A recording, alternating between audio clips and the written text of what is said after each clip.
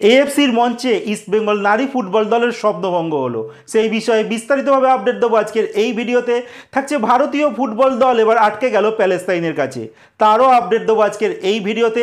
থাকছে বেঙ্গল সুপার লিগে আবার দেখতে চলেছি অসীম বিশ্বাসকে, তার সঙ্গে একজন নাইজেরিয়ান কোচকেও আমরা দেখতে চলেছি এই বেঙ্গল সুপার লিগে। সমস্ত খবর এক এক করে বলবো, তার আগে প্রতিদিনের মতো বলবো খেলার আপডেট খবর পাওয়ার জন্য আমাদের চ্যানেলটিকে সাবস্ক্রাইব করতে একদম ভুলো না। তো চলো শুরু করা যাক আজকের প্রথম খবর।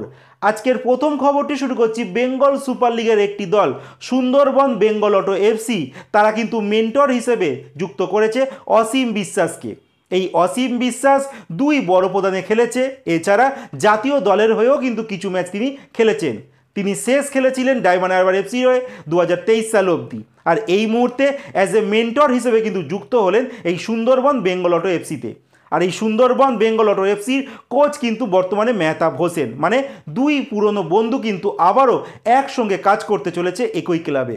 এর পরের যে আপডেটটি দেব, বেঙ্গল সুপার লিগের একটি দল মালদা মুর্শিদাবাদের দল, যে দলটির নাম JHR রয়্যাল সিটি এফসি, সেই দলে কিন্তু একজন 38 বছর বয়সী নাইজেরিয়ান কোচকে কোচিং পদে কিন্তু যুক্ত করতে চলেছে। আর যে কোচটির নাম শাহিদ রামান, বর্তমানে তিনি 38 বছর বয়স, লাস্ট তিনি কোচিং করাচ্ছিলেন ভবানীপুর ক্লাবে। তার আগে তিনি মোহামেডান স্পোর্টিংয়ের ফিটনেস ট্রেনারও ছিলেন। বর্তমানে বলে রাখি এই নাইজেরিয়ান কিন্তু ভারতীয় হয়ে গেছে, কারণ তিনি একজন ভারতীয়কে বিয়ে করেছে, যার জন্য কিন্তু তিনি ভারতীয় হয়ে গেছে। আর এই নাইজেরিয়ান কোচকে কিন্তু এবার আমরা দেখতে চলেছি মালদা মুর্শিদাবাদের যে ফ্র্যাঞ্চাইজি দল আছে JHR রয়্যাল সিটি এফসির কোচ হিসেবে। এর পরের যে আপডেটটি দেবো, বর্তমানে গতকালকে থেকে কিন্তু শুরু হয়েছে অনূর্ধ্ব-17 AFC এশিয়ান কাপ কোয়ালিফায়ারের ম্যাচ, যেখানে ভারতীয় ফুটবল দল অনূর্ধ্ব-17 আহমেদাবাদ স্টেডিয়ামে মুখোমুখি হয়েছিল প্যালেস্তাইনের অনূর্ধ্ব-17 ফুটবল দলের সঙ্গে। আর এই ম্যাচে কিন্তু সবার প্রথম হাফেই এগিয়ে গিয়েছিল ভারতীয় ফুটবল দল 1-0 গোলে, কিন্তু দ্বিতীয় হাফে মাঝামাঝি সময় গোল শোধ করে দেয় প্যালেস্তাইন, আর আলটিমেট কিন্তু এই ম্যাচটি 1-1 গোলে শেষ হয়ে যায়। আর এই গ্রুপের গতকালকে আরও একটি ম্যাচ হয়ে গেছে, যেখানে লেবানন মুখোমুখি হয়েছিল চাইনিজ তাইপেইর সঙ্গে, সেই ম্যাচটি কিন্তু গোলশূন্যভাবে শেষ হয়েছে। আর এই গ্রুপে আরও একটি দল রয়েছে ইরান, আর ভারতের পরবর্তী ম্যাচ রয়েছে 26শে নভেম্বর চাইনিজ তাইপেইর সঙ্গে। বলে রাখি চাইনিজ তাইপেই কিন্তু বর্তমানে ফিফা র্যাঙ্কিংয়ে রয়েছে 172তম স্থানে, আর প্যালেস্তাইন ছিল শুধু 96তম স্থানে, মানে ভারত থেকে কিন্তু র্যাঙ্কিংয়ে অনেকটাই এগিয়ে ছিল এই প্যালেস্তাইন ফুটবল দল। জানি না এই দলটার সঙ্গে যদি আমাদের ভারতীয় ফুটবল দল 3টে পয়েন্ট পেতে পারত, তাহলে হয়তো পরবর্তী ম্যাচগুলোতে অনেকটাই ভালো জায়গায় থাকতো। আর ভারতীয় ফুটবল দলের পরবর্তী ম্যাচগুলো কিন্তু যথেষ্ট কঠিন হতে চলেছে, কারণ পরবর্তী ম্যাচ 26 নভেম্বর তারা মুখোমুখি হবে চাইনিজ তাইপেইর সঙ্গে, তারপর খেলতে হবে লেবানন, আর সর্বশেষ ম্যাচটি খেলতে হবে ইরানের মতো শক্তিশালী দলের সঙ্গে।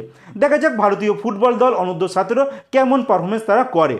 এর পরের আর শেষ যে খবরটি বলবো আজকের এই ভিডিওতে, সেটা হচ্ছে ইস্টবেঙ্গলের নারী ফুটবল দল আজকে AFC ওমেন্স চ্যাম্পিয়ন্স লিগের গ্রুপ পর্বে তাদের তৃতীয় তথা শেষ ম্যাচে মুখোমুখি হয়েছিল উজবেকিস্তানের দল নাসাফের সঙ্গে।